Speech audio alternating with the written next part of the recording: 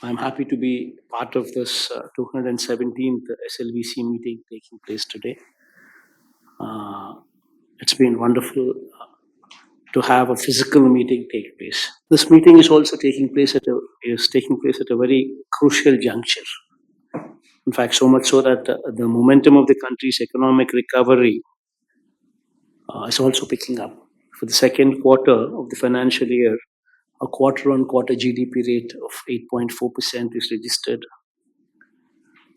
For the entire first half of the financial year, the GDP growth rate of 13.7% is also registered. Minus the apprehension of this third wave due to this Omicron variant, otherwise the economy is slated for a boost.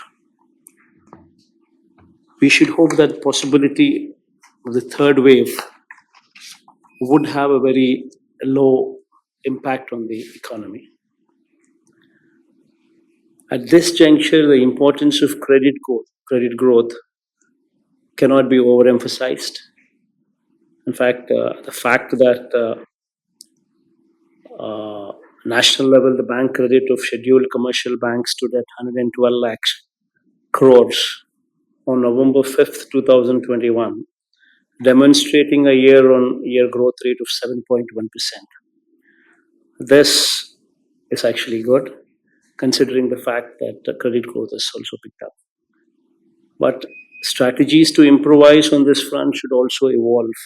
Furthermore, to sustain this economic growth. And of course, as spoken earlier, Pedalandariki Illu, this program, this flagship program, wherein more than 30 lakh house sites have been distributed. And impressed with this distribution, PMAY has also come forward and also sanctioned 15.60 lakh houses as well in the first phase. So the housing activity is going on in a full swing. In fact, it's very important that this sector is boosted, is given a boost, because this will make sure that cement consumption goes up, steel consumption goes up, manual labor is also provided, wherein they themselves are employed to build their own houses. And every activity at that village level also takes a big boost. Also, a lot that is being done in health and education as well, wherein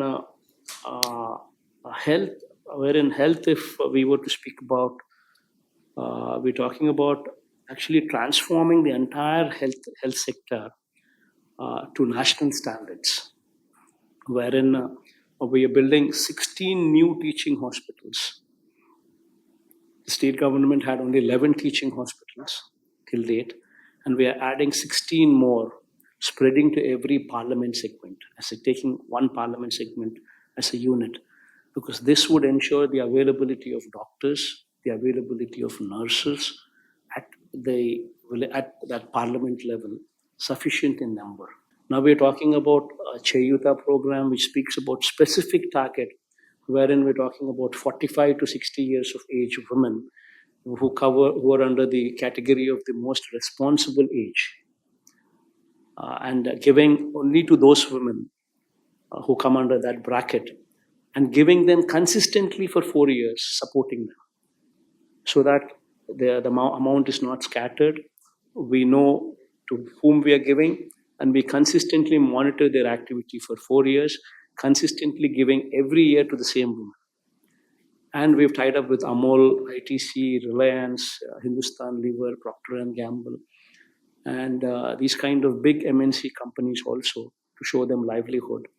And today we are talking about more than 3.5 lakh women who actually benefited through various schemes, actually making a sustainable income of 7,500 to 14,000 rupees every month.